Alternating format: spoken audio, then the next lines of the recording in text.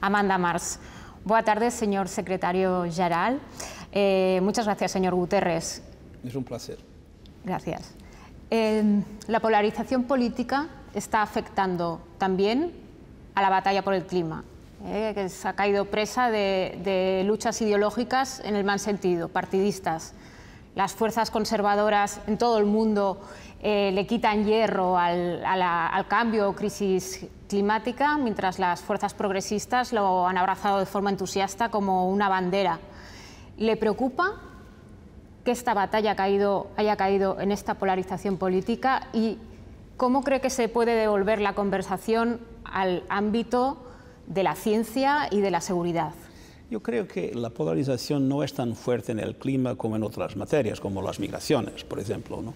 Hay cada vez más fuerzas conservadoras o puntos de apoyo tradicionales de las fuerzas conservadoras, como la comunidad de negocios, como las instituciones financieras, que cada vez más comprenden que estamos en una emergencia climática y que el cambio climático se transformó en el problema más importante para nuestras sociedades y nuestras economías. Entonces yo tengo la esperanza que las resistencias que aún existen, y algunas muy poderosas, a la necesidad de una acción determinada contra el cambio climático, que esas resistencias progresivamente irán disminuyendo.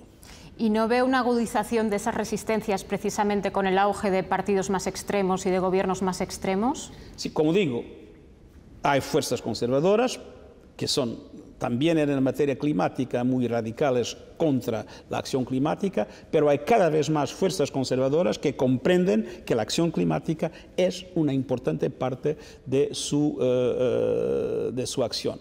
Yo creo que ya no es más posible de dividir entre izquierda y derecha en el sentido tradicional, sobre todo en Europa, los que son en favor o contra la acción climática. Yo veo cada vez más partidos de derecha en Europa con una fuerte comprensión de la necesidad de una acción climática fuerte.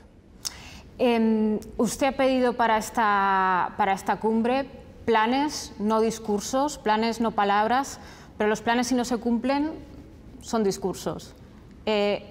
¿Cómo va a aumentar la presión? ¿Puede ser específico de qué puede hacer para que esta vez sea todo vinculante? En primer lugar, hay que hacer comprender a la gente cada vez más que hay una emergencia climática hoy, que el problema del cambio climático no es el problema del fin de siglo, es un problema de hoy, que la salud pública está amenazada hoy, que el mar está subiendo hoy, que las temperaturas que tenemos hoy están creando problemas muy serios en nuestros países, que la sequía está progrediendo, que las tormentas son cada vez más poderosas y con consecuencias más devastadoras, con mucha gente muerta. Y entonces hacer comprender a la gente que hay una emergencia. Y después hacer que las opiniones públicas, los intereses empresariales que han comprendido que la economía verde es la economía del futuro, que las ciudades y las regiones que ya comprendieran esto como una prioridad, tengan la capacidad de hacer cada vez más presión sobre los gobiernos para que los gobiernos tomen las medidas necesarias para garantizar lo que la comunidad científica nos dice es necesario. Que la temperatura no suba más que 1,5 grados, que haya neutralidad en carbono en 2050 y que haya una reducción de las emisiones de 45% en la próxima década. Esos son objetivos muy difíciles, pero la ciencia nos dice también que son posibles. Lo que necesitamos es de voluntad política. Y esa voluntad política aún no existe, pero veo cada vez más las opiniones públicas y sobre todo la juventud dramáticamente comprometida con la acción climática, y eso es una buena señal para el futuro. Mencionaba usted el objetivo de una reducción de emisiones del 45% hacia 2030. ¿Usted cree honestamente que va a haber esa reducción del 45% en 2030? Creo que es posible y que es nuestro deber hacer todo para obligar a los gobiernos a tomar las medidas necesarias para cumplirlo. Es imposible imaginar un éxito de todas estas iniciativas sin la participación total del país más rico y poderoso del mundo, que es Estados Unidos. ¿Tiene usted un plan específico para Donald Trump? No, En primer lugar, estamos con una acción muy fuerte con los estados, con las ciudades, con la comunidad de negocios norteamericana, que está produciendo muchos resultados. En la cumbre que vamos a tener un gobernador de un estado, vamos a tener empresarios muy importantes que están claramente involucrados en una perspectiva de prioridad absoluta a la acción climática. Y la experiencia que tengo es que los gobiernos algunas veces vienen más tarde, pero cuando las sociedades avanzan y cuando las opiniones públicas cambian, y la opinión pública americana está cambiando muy rápidamente en favor de la comprensión de la emergencia climática, más tarde o más temprano los gobiernos acaban también por cambiar. ¿Están apostando de momento por establecer la comunicación y el diálogo en este sentido con los gobiernos de estados, ya que la administración con todos, federal? Con la administración y con las otras entidades que son esenciales para que la sociedad y la economía pueda comprender que el futuro es un futuro verde. Sin verde no hay futuro.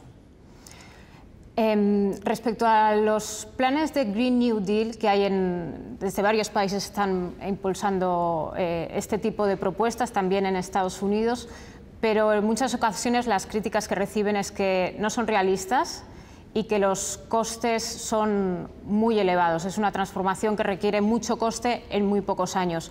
¿Cree que un enfoque más gradual de todos estos tipos de planes sería más fácil de...? ¿Cuál es el costo de las consecuencias de los desastres naturales que están ocurriendo? El mayor costo es lo de no hacer nada. Y por otro lado, hay muchas formas de hacer las cosas, ¿no?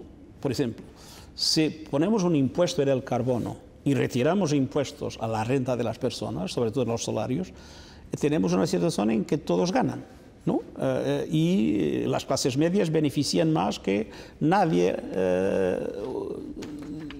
Entonces, se puede plantear una política verde que sea simultáneamente una política capaz de garantizar un apoyo mucho más fuerte del electorado. Por ejemplo, cuando se habla de subsidios a los combustibles fósiles, ¿quién los paga? Nosotros, que pagamos los impuestos. Yo no quiero ver mi dinero de los impuestos para incrementar la acción devastadora de los huracanes o para acabar con los glaciares en el mundo, ¿no? O para peorar las ondas de calor en los países europeos. Hay que mostrar la realidad de la economía tal como ella es y no como ella está distorcida por una perspectiva que no tiene en cuenta todo el costo del cambio climático. Muy bien, pues muchas gracias. Muchas gracias. Obrigado.